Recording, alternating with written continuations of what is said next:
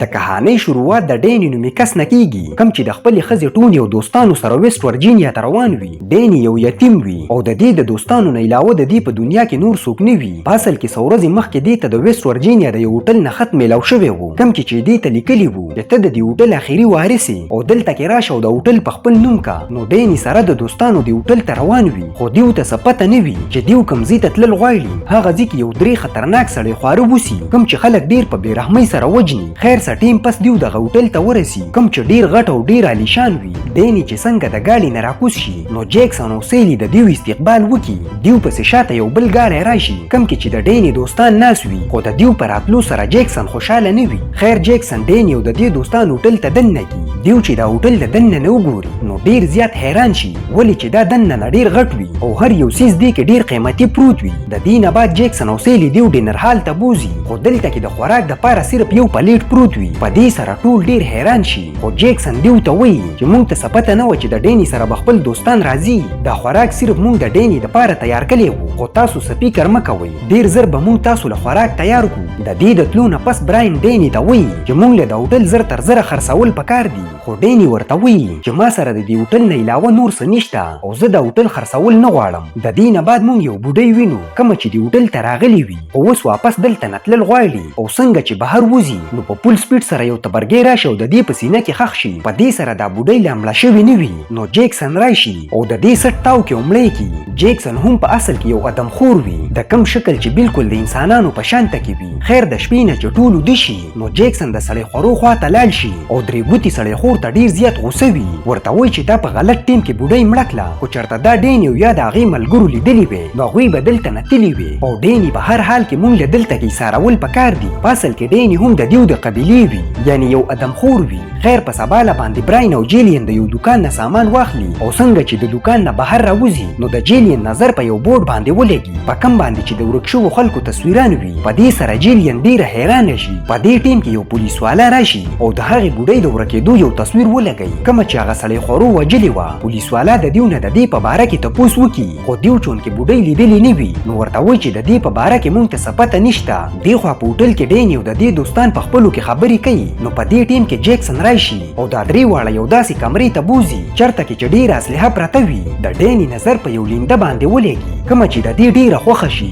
نو جیکسن ورته وایي چې دا لینده په اصل کې ستا د نیکه وه. په دې سره ډیني نور هم خوشحاله شي. بیا ورته جیکسن وایي چې مونږ له ځنګل ته د ښکار دپاره تلل پکار دي. نو ډیني د دې خبره ومني او دواړه ځنګل ته لاړ شي. جیکسن په اصل کې ډیني د وینې سره عادت کول غواړي. بیا یې ونې ته وخیژي ورته وایي چې دلته کې مونږ له د ښکار دپاره انتظار کول پکار دي. دې خوا د ډیني دوستان یو سویمینګ پول کې لامبي خو ټوني سره د ډیني فکر وي نو خپلو دوستانو ته وایي چې شپه لګېدو والا ده او د ډیني څه پته نه لګي او بیا د ویک نومې کس ته ریکویسټ وکړي چې ته په ډیني پسې ځنګل ته لاړ شه. دې خوا جیکسن او ډیني د ښکار په انتظار وي نو په دې ټیم کې یو ځنګلي بیزه راشي. ډیني ورته لینده راکاږي او څنګه چې پې غشی ورپرېږدي نو بیزه ولګي او راوغورځېږي. جیکسن ډیني ته شاباسۍ ورکړي او دواړه لاندې راکوز شي خو بیزه اوس هم لا مړه شوې نه وي. نو جیکسن یو چاقو راواخلي او ډیني ته وایي چې دا مړه که. ډیني ته چاقو واخلي او په دې سره د بیزې نه سر کټ کړي. د دې دا وینه د ډیني په مخ باندې ولګي په کم سره چې ډیني ډیر خوشحاله شي. په اصل کې دا هم د سړی خورو د قبیلې وي ځکه چې د وینې په وجه باندې دې ته ډیره خوشحالي میلاویږي. د دې نه بعد مونږ پولیس والا وینو کوم چې دې ځنګل کې روان وي خو لږ مخکې چې ورشي نو ګوري چې په سړک باندې یو ونه پرته ده. دا د خپل ګاډي نه راکوز شي نو دې ټیم کې د ځنګل طرف ته څه اوازونه کیږي. دا په دې اوازونو پسې شاته روان شي خو اچانک د دې په خېټه کې یو غشی ښخ شي په کم سره چې دا لاندې راوغورځېږي. پولیس والا چې وګوري نو د دې نظر په درې ګوتې ادمخور ولګي کوم چې دلته نه منډه وایي دا پې ډزې وکړي خو درې ګوتې ادمخور دومره تیز وي چې د ډزو نه بچ شي او بیا واپس د دې طرف ته راشي او په دې باندې یو بل غشی ورپرېږدي کوم چې د پولیس والا د سر نه وځي او په تیزي باندې مړ شي. دې خوا ویک په ډیني پسې په ځنګل کې ګرځي نو د دې نظر په ځنګلي بیزه باندې ولګي کوم ته چې ادمخور لګیا وي او خوري. د دې په لیدو سره ویک ډېر ګبرو شي خو د ادمخور نظر هم په دې باندې ولګي نو ویک دلته نه وتښتي. دا دومره ګبرو وي چې په لاره کې دا د ډیني سره وجنګېږي په کم سره چې دواړه لاندې وغورځېږي. د ډیني خپه په یو کنډکټر کې پسو شي شي او ډیر زیات زخمی شي، خو جیکسن راشي او دا د کنډکټر نه آزاد کې هوټل ته راوړي. سیلی د ډینی په زخمونو باندې پټۍ کوي. نو په دې ټیم کې د ډینی ښځه ټوني راشي. نو سیلی دلته نه لاړه شي، خو د ټوني په ډینی باندې دومره یقین وي چې دې باندې څه شک ونه کړي. دې خوا ویک د چارلی او جیک سره ناست وي او ډیر زیات غبراو وي. دا خپلو ملګرو ته د ځنګل والا قیصه وکړي، خو د دې ملګري ورته وایي چې د هغې باره کې څه سوچ مه کوه، دلته کې موږ صرف انجایمنټ ته راغلي یو. بیا دا ټول سویمینګ پول کې لامبي. ویک په کیمره باندې ویډیو جوړوي. نو اچانک د دې په کیمره کې غاښوره دمخور راشي. څنګه چې دا کیمره لرې کړي نو دمخور دلته نه تښتېدلی وي. په دې سره ویک نور هم پریشانه شي. خیر په سباله باندې چې ډینی راپاسي نو دا دومره خوشحاله وي چې تر اوسه پورې دې داسې خوشحالي نه وي لیدلې. د دې نه بعد ټول دوستان روټۍ ته ناست وي. نو ډینی خپلو دوستانو ته وایي چې زه د هوټل دوباره چالو کول غواړم، خو د دې دا خبره د دې د دوستانو خوښه نشي او ورته وایي چې تاله واپس مونږ سره تلل پکار دي. خو ډینی د دې د خبرو نه انکار وکړي. ورته وایي چې زه دلته ډیر خوشحاله یم او دلته نه زه تلل نه غواړم. په کوم سره چې براین ته غوسه ورشي او د جیلین سره خپلې کمرې ته راشي. براین جیلین ته وایي چې موږ له دلته نه قیمتي څیزونه پټول پکار دي او بیا به په پټه باندې دلته نه وتښتو. نو جیلین د دې خبره ومني او دواړه د هوټل قیمتي څیزونه په خپلو بیکونو کې کېږدي. خو په دې ټیم کې د دیو نظر په یو خوبیه دروازه ولګي. نو دواړه د کمرې ته دننه ورشي. دا یو ډیر عجیبه کمره وي او د دې حالات ډیر خراب وي. دواړه په خپلو کې خبرې کوي. په دې ټیم کې هغه درې سړی خواره راشي. نو یو سترګې سړی خور په براین باندې حمله وکړي او لاندې راوغورځوي. بیا دا درې واړه جیلین ونیسي او ډیر په بېرحمۍ سره مړه کړي. بیا براین ونیسي، خو د دې د وجلو نه مخکې سیلی راشي. دا د سړی خورو ته ډیره غوسه شي او دلته نیولې کړي. سیلی براین کمرې ته راوړي. خو په دې ټیم کې جیکسن راشي او سیلی ته وایي چې دا هم مړ کا، ولې چې د دې په وجه به د دې دوستان خبر شي. نو سیلی د دې په خوله باندې یو بالغ کېږدي او دې نه هم ساه وباسي. دې خوا ډینی او ټوني ګرځي. نو د دیو نظر د جیلین په بیک باندې ولګي، کوم کې چې د دې د هوټل قیمتي څیزونه وي. د دې په لیدو سره ډینی ته پته ولګي. د دې دا خیال وي چې براین او جیلین دلته نه تښتېدلي دي او ډیر زیات غوسه وي. نو ټوني ورته وایي چې ته ډیر بدل شوی، ولې چې ستا د دوستانو نه به کله هم غلطي وشوه نو ته به دومره غوسه نه وي. په دې سره دواړه جنګ وکړي او ډینی دلته نه لاړ شي. خیر د شپې نه جیکسن او سیلی ډینی ته وایي چې تا مونږ یو خوفیه ځای ته بوستل غواړو، خو د دې په باره کې درنه خپل ملګري خبر نشي. خو د دیو دا خبرې به هر ویک واوري او دا په دیو پسې د شاته تللو فیصله وکړي.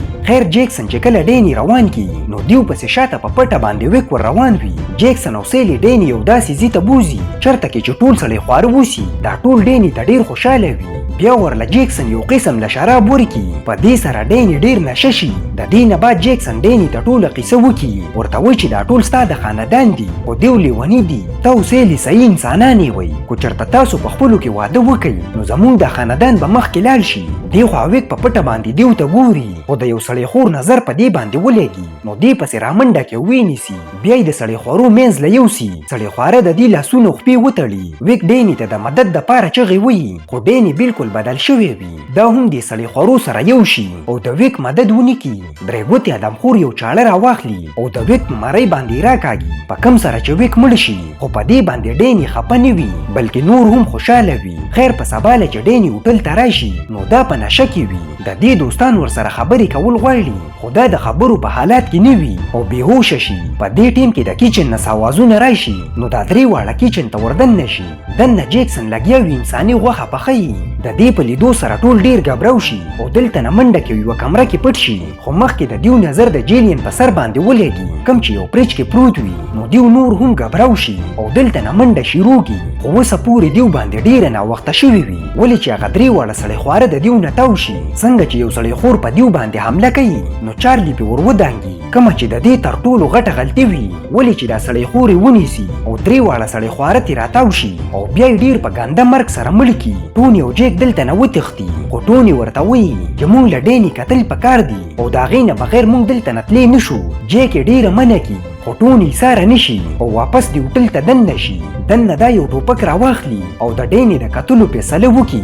دې خوا جیک ټوني یوازې پرېښوستی نشي نو دا هم واپس هوټل ته دننه شي. څنګه چې لږ مخکې ورشي نو ګوري چې دې نه سړی خواره تاو شوي دي او د دیو نه د پټېدو دپاره یو کمرې ته دننه شي. خو دلته کې د مخکې نه د ځناورو د نیولو یو جال لګېدلی وي. د جیک نظر په دې باندې ونه لګي او دې کې خبره شي په کم سره چې دا چغې شروع کی نو د چغو په وجه باندې درې واړه سړی خواره راشي او جیک ونیسي درې ګوتې د خور پې د تبرګي غزار وکي او په تیزي باندې مړ کی دې خوا ټوني په ډیني پسې ګرځي نو دې سره سیلي میلاو شي سیلي ورته وایي چې ډیني اوس زما دی په دې سره ټوني ته غوسه ورشي او په ټوپک باندې ووایي د دواړو په منځ کې جنګ جوړ شي خو ټوني یو ډیره تکړه جنۍ وي دا سیلي ونیسي او په خوټ کېدلو اوبو کې ورله سر ډوب کی په کم سره چې د سیلي پوره مخ وسوځي بیا ورله په خپه باندې یو ډز وکي سیلي چغې شروع کی نو د دې په چغو پسې ډیني راورسي دا سیلي راپاسي ټوني ته د دې حرکتونه ډیر عجیبه ښکاري خو ډیني ورته وایي کو ته چېرته ژوند غواړې نو دلته نه وتښته